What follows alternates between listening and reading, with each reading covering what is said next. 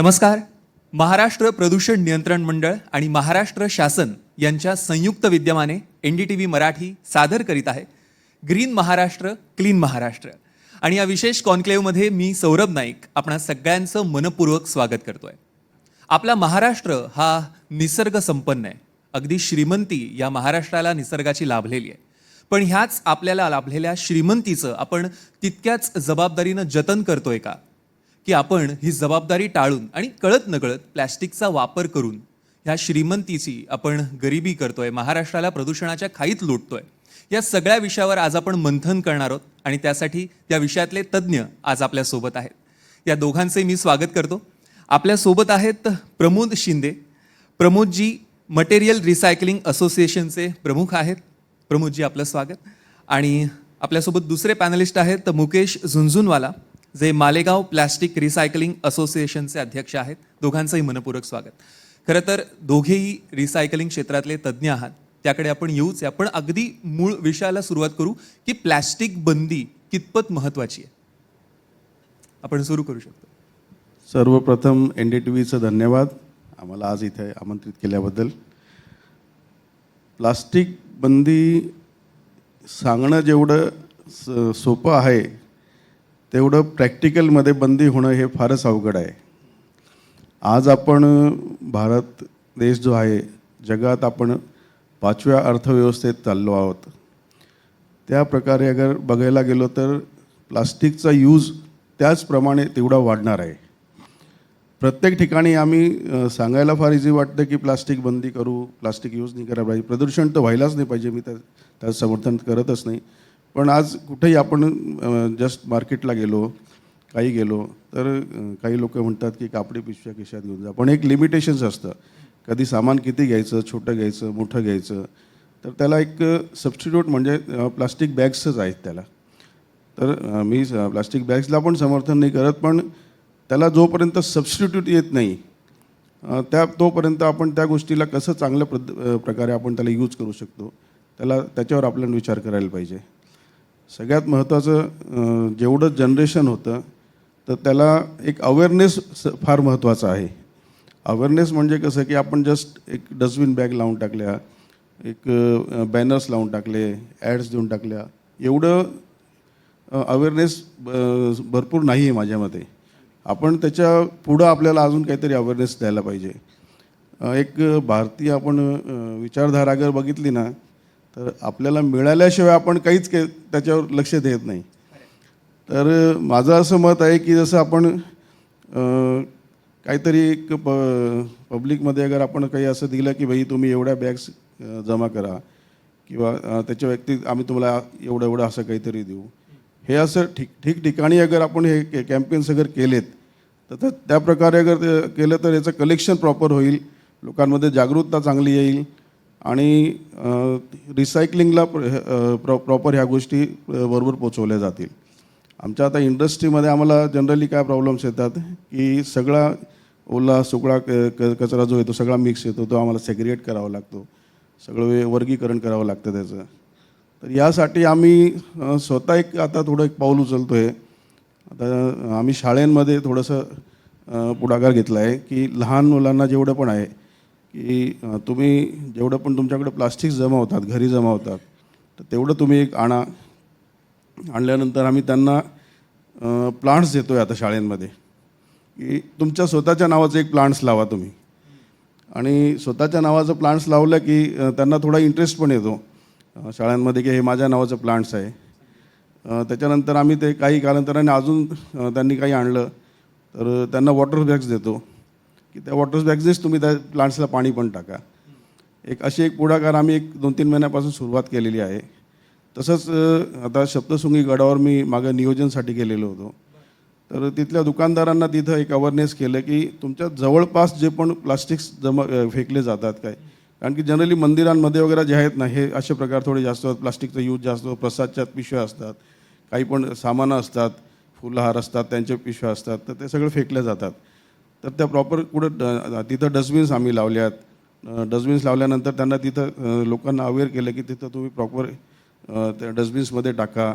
नंतर तुमच्या जवळपास जे पण अगर फेकत असतील तर त्यांना रिक्वेस्ट करा तर ह्या प्रकारे आम्ही एक प्रयत्न करतो आहे की जास्तीत जास्त रिसायकलिंग कसं प्रमोट करता येईल आणि प्लास्टिकचा गैरवापर कुठं करता येईल. कमीत कमी वापर कसा करता येईल. खरं तर सर तुम्हाला विचारायचं आहे, ह्या विषयाला अनेक कंगोरे आहेत. सरांनी एक महत्त्वाचा मुद्दा उपस्थित केला तो म्हणजे सबस्टिट्यूट.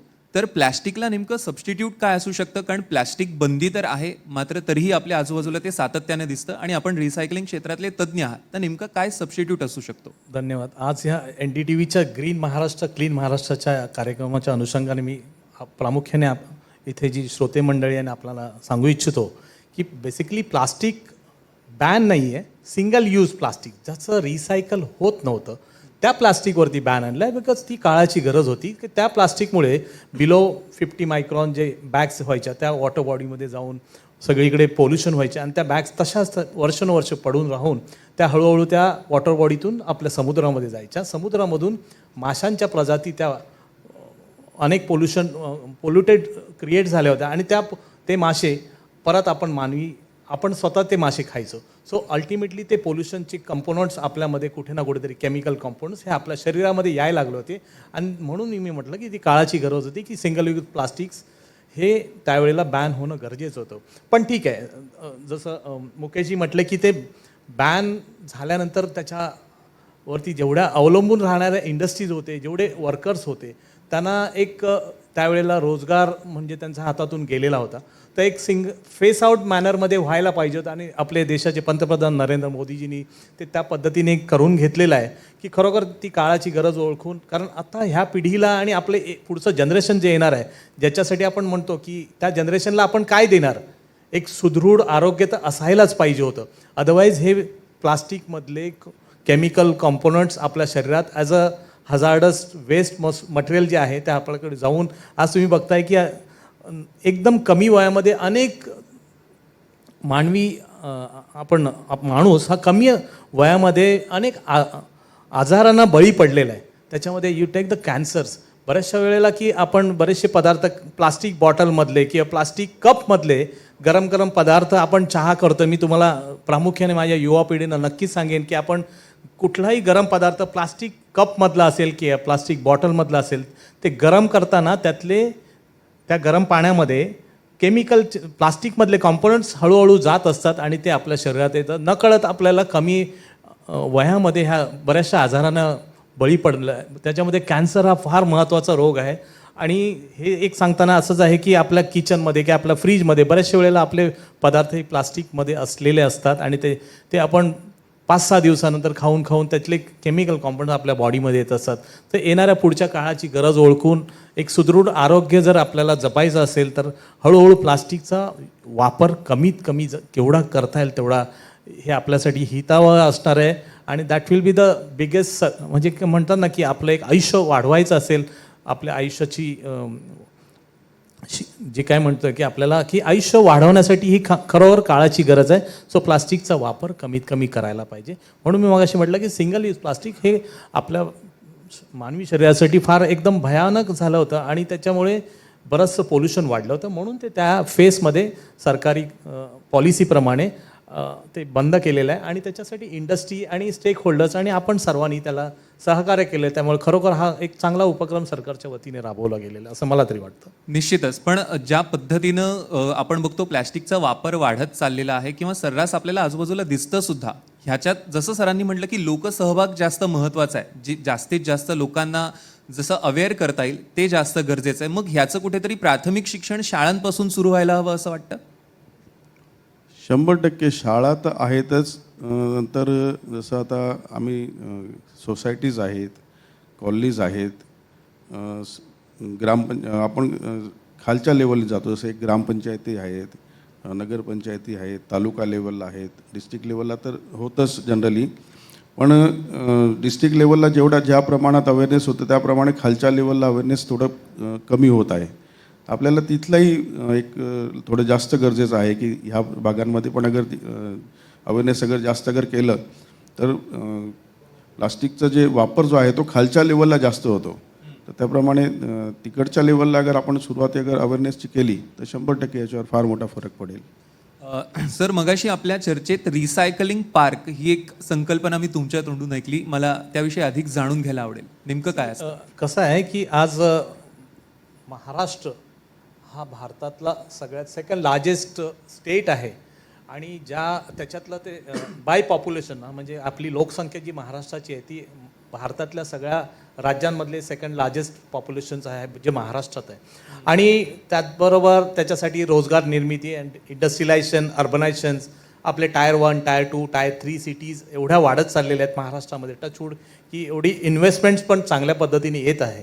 ह्याच्याबरोबर आपलं जे मटेरियल कन्झम्पशन आहे डे टू डे लाईफमध्ये आपण बघताय की आपले इलेक्ट्रॉनिक गॅजेट पूर्वी आपल्याकडे एक फोन असायचा, आता आपल्याकडे ऑन ॲन ॲव्हरेज 2-2 फोन यायला लागलेत आणि ते 1 वर्षानंतर परत आपण ते दुसरे चेंज करायला लागले. सो मटेरियल कन्झम्पशन जे आहे हे वाढत चाललेलं आहे. ॲट द सेम टाईम आपलं काम आहे की आज हे नॅचरल रिसोर्सेस आपण किती वापरू शकतो.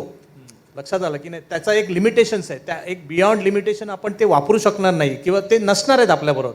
मग आपल्याला काय करायला पाहिजे, रिसायकल किंवा रियूज किंवा रिडिफाईन रिफर्बिशमेंट ही जी कन्सेप्ट आहे नरेंद्र मोदीजींनी आणली की 4R कन्सेप्ट आहे.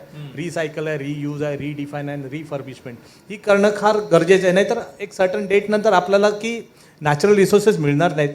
मग आपण तोपर्यंत by the time we will be fully exhausted म्हणतात ना की आपले जे रिसोर्सेस एक्झॉस्ट होऊन गेलेले असतील आपल्याला त्याच्याशिवाय हा पर्याय नाही. म्हणून मग recycling is the only solutions आहे जे आत्ता काळाची गरज आहे रिसायकलिंगमध्ये. आणि ते करत असताना की आज आपल्या सिटी जेवढ्या डे टू डे वाढत चालल्या आहेत आणि सिटीमध्ये जेवढ्या बिल्डिंग्स वाढत चालल्या आहेत, हाय राईज बिल्डिंग येत आहेत, ह्या सगळ्या गोष्टी तेवढं पॉप्युलेशन ग्रोथ वाढतं आहे. मग त्या पद्धतीने आपलं हे मटेरियल कन्झम्पशन वाढतं आहे आणि मग हे कुठेतरी मटेरियल आत्तापर्यंत तेवढासा आपल्यामध्ये अवेअरनेस नव्हता, पण आता हे मटेरियल कुठेतरी रिसायकलिंग होणं फार गरजेचं आहे. नाहीतर मग ते लँडफिलमध्ये जाईल किंवा ते कुठेतरी डम्पिंग यार्डवरती जाळलं जाईल. पण त्याचा अल्टिमेट इफेक्ट हा तिथे आजूबाजूच्या राहणारे हाय राईज बिल्डिंग असेल किंवा छोट्या चाळीमध्ये राहणाऱ्या घरातील लोकांना हा त्याचा इफेक्ट त्या फ्युम्स त्याच्यापासून ज्या जनरेट होत आहेत त्याचा हा हजार्डस फ्युम्स आहेत ह्या आपल्यामध्ये कुठेतरी येऊन परत मागचा तोच कन्सेप्ट की आपण त्याचं मानवी आरोग्यावरती दुष्परिणाम होणार आहे. म्हणून रिसायकल होणं फार गरजेचं आहे. आणि त्याच्यासाठी आम्ही नॉट ओन्ली महाराष्ट्र गव्हर्नमेंट की आपण भारत देशामध्ये आम्ही पॉलिसी मेकिंगमध्ये कार्यरत असताना नीती आयोग आहे, MOFCC आहे, CPCB आहे, महाराष्ट्र पोल्युशन कंट्रोल बोर्ड आहे. आम्ही त्यांना नेहमी सांगतोय की नेक्स्ट डिकेडपर्यंत ॲटलिस्ट भारतातल्या tyre 1 tyre 2 tyre 3 city Maharashtra तर त्याच्यात अग्रेसर आहे. त्याच्यात जास्तीत जास्त 45% महाराष्ट्राची लोकसंख्या जी अर्बन पॉप्युलेशन्स आहे हे टायर 1 टायर 2 टायर 3 आणि टायर 4 सिटीजमध्ये व्यापलेलं आहे. तर अशाला एकच पर्याय आहे येणाऱ्या काळासाठी की आपल्या प्रत्येक टायर 1 किंवा टायर 4 सिटीच्या आउटस्कर्टमध्ये आपल्याला एक रिसायकलिंग पार्क बनवणं गरजेचं आहे. आणि त्याच्यासाठी आम्ही गव्हर्नमेंटला सांगितलं की आपण पॉलिसीमध्ये अमेंडमेंट्स करून घ्या.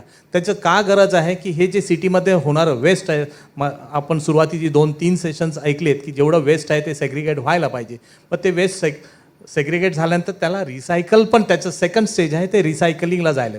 उदाहरणार्थ आपल्या घरातून आलेलं एखादं प्लास्टिक्स असेल किंवा एखादी बॅटरी एलिमेंट्स असतील किंवा पेपर असेल, ते काय करणार सेग्रिगेट केलं पेपर यांच्याकडे जाईल, प्लास्टिक इकडे पेपर आहे, प्लास्टिक्स आहे, ई वेस्ट आहे आणि इलेक्ट्रॉनिक जे काय आयटम्स असतील ते सेग्रिगेट झाल्यानंतर ते रिस्पेक्टिव्ह रिसायकलर जो प्लेयर असेल जो आपल्या सिटीच्या आउटस्कर्टमध्ये एखादं झोन असेल की 100 एकरमध्ये एक झोन असेल तो रिसायकलिंग पार्क आहे.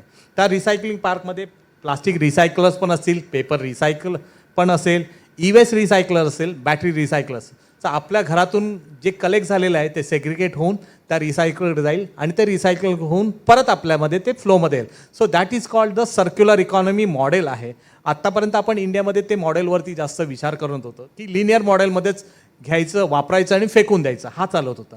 आत्ता पॉप्युलेशन ग्रोथ आहे, इंडस्ट्रियलायझेशन आहे, अर्बनायझेशन आहे. नाव काळाची गरज आहे की आपल्याला ते वापरलेलं आहे ते परत फ्लोमध्ये कसं आणता येईल.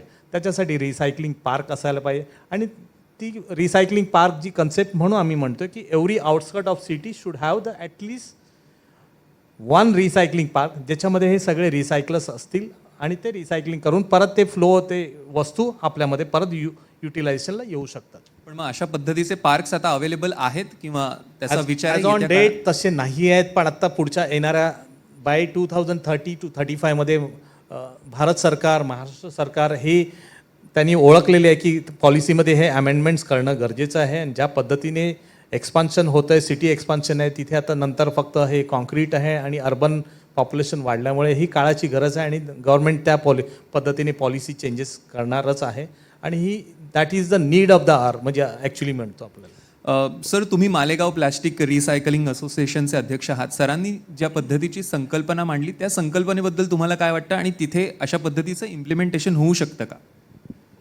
100% होऊच राहिलं आहे ऑलरेडी.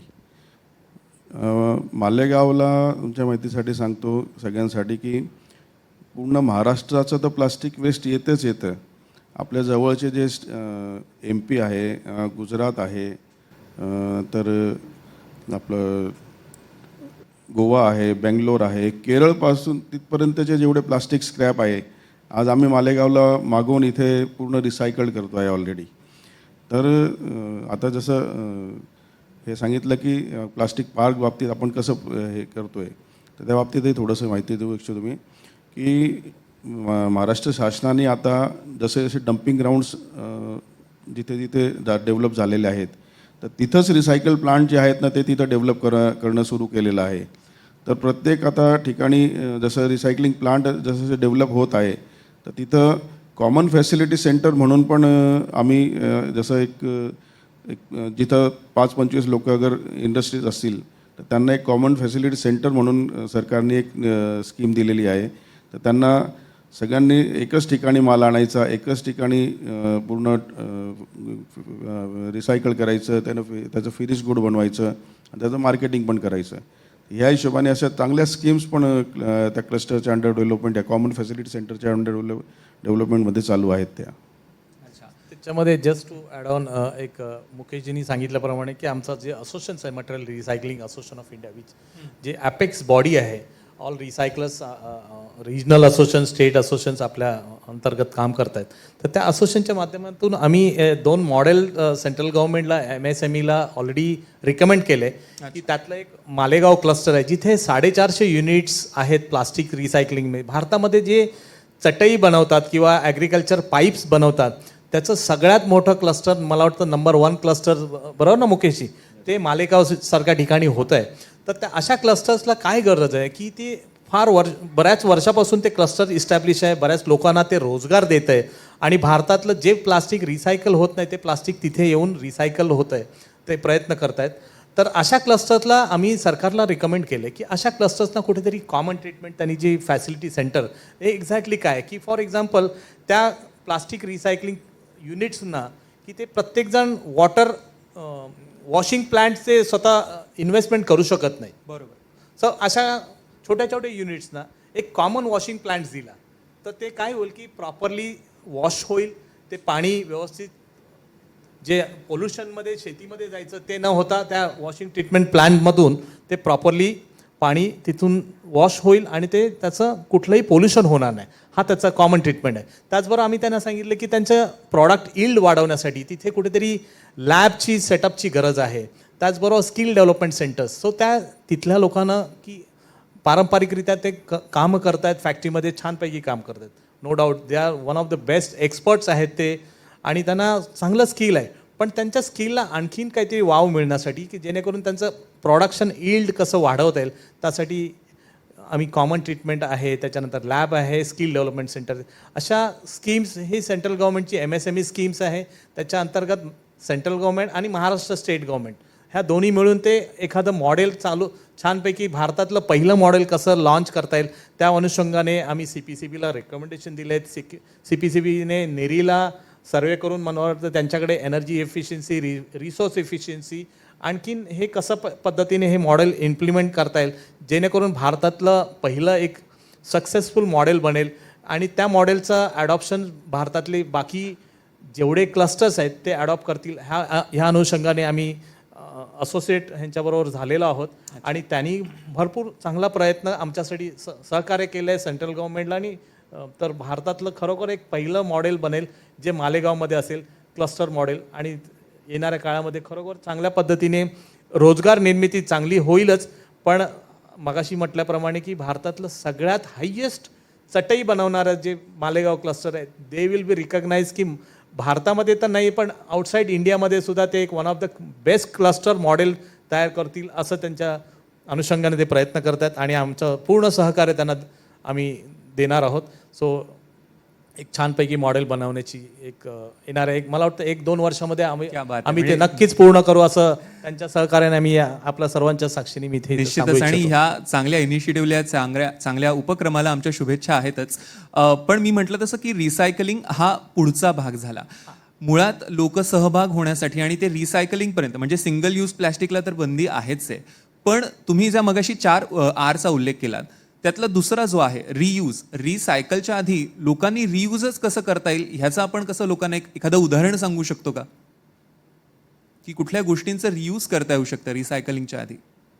उदाहरणार्थ की प्लास्टिक बॅग्स फॉर एक्झाम्पल आपण नेहमी नेतो, परत ती भाजीला नेतो, भाजी आणतो, परत ती वापरतो. त्याच्याऐवजी त्या प्लास्टिक बॅगचा वापर कमी कसा करता येईल त्याच्याऐवजी आपल्याकडे कापडाच्या पिशव्या MPCBने खूप छानपैकी कॅम्पेन लॉन्च केलं होतं की मुंबईमध्ये तरी मला आठवतं की सगळीकडे MPCBने ते कॅम्पेन वापरलं होतं. त्याचबरोबर त्यांनी MPCBने आणखीन एक छानपैकी कॅम्पेन केलं होतं की डस्टबिन प्रत्येक घरामध्ये सेग्रिगेटेड कचरा जो करण्यासाठी 2 वेगवेगळे डस्टबिन दिले होते. मला वाटतं आपल्या प्रत्येकाकडे माहिती असेल की एक ड्राय वेस्ट आणि एक अगदी ओला कचरा आणि सुका कचरा अशा टाईपचं. सो त्यांनी एवढा अवेअरनेस क्रिएट केला होता MPCBने. आणि ह्या सगळ्याच्यासाठी आपण खरोखर as a society responsible citizen of India लक्षात आलं की नाही, ती आपली देखील प्राथमिक जबाबदारी आहे की ह्या प्लॅनेटमध्ये आपण लाईफ मिशनच्या अंतर्गत आपण बघितलं आहे की सगळ्यात महत्त्वाचं त्याचं एम काय होता की एन्व्हायरमेंटल प्रोटेक्शन्स कसं करता येईल आपल्याला आणि त्याचबरोबर वेस्ट कसं मिनिमाइज करता येईल. सो आपली प्राथमिक जबाबदारी आहे as a responsible citizen of India की आपण ते कमीत कमी कसं होईल त्याच्या अर्थ आणि एन्व्हायरमेंटलचं त्या अनुषंगाने प्रोटेक्शन कसं होईल. अदरवाईज काय होतं, मगाशी आपण सुरुवातीच्या 2 प्रश्नामध्ये आपण म्हटलं आहे की अल्टिमेटली ते आपल्यावरतीच इम्पॅक्ट होतं आहे. एन्व्हायरमेंटल आहे, क्लायमेट चेंज इश्यूज आहेत, पण वॉटर बॉडीजमधून ते पोल्युशन आपल्या शरीरामध्ये ते कॉम्पोनंट्स जात आहेत. निश्चितच. म्हणजे आपण बघितलं की कशा पद्धतीनं हा आपल्याकडनं इनिशिएटिव्ह घेणं गरजेचं आहे आणि तरच ते लोकसहभागातनं मोठं होईल आणि आपला सगळा जो महाराष्ट्र आहे तो ग्रीन होईल आणि क्लीन होईल अशी आपण आशा करूया.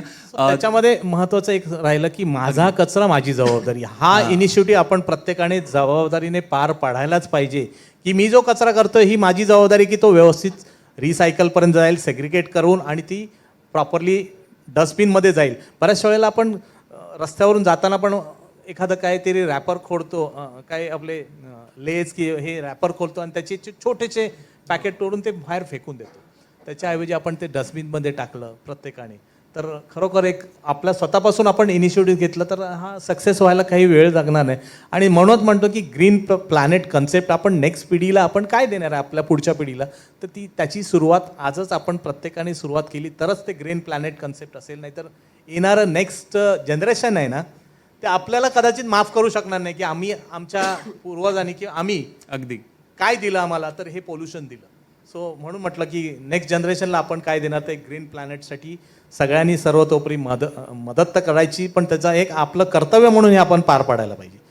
अगदी. आणि खरंच आहे की येणाऱ्या पुढच्या पिढीला हा जर हिरवागार निसर्ग पाहायचा असेल तर त्याची सुरुवात आपल्याला आजपासून करावी लागेल, स्वतःपासून करावी लागेल आणि आपल्या प्रत्येक छोट्या कृतीतनं ते दिसेल. दोन्ही पाहुण्यांचे मनपूर्वक धन्यवाद. आज तुम्ही आलात आणि आम्हाला सगळ्यांना मार्गदर्शन केलं. छान चर्चा झाली. दोघांचेही मनपूर्वक धन्यवाद आणि आपण पाहत रहा NDTV मराठी.